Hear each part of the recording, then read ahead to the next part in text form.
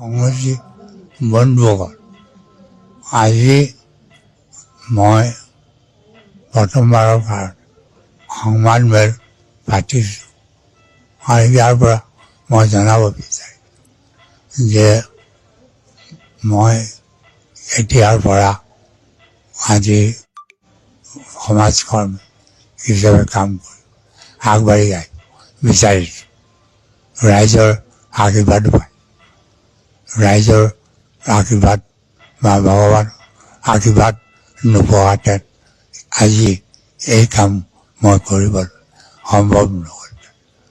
মই আশা কৰিছোঁ অসমবাসীৰ ৰাইজে মোক সদায় মৰম কৰিব। তিতাবৰবাসী মৰমটো কৰি আছেই, যোৰহাটবাসী আছেই।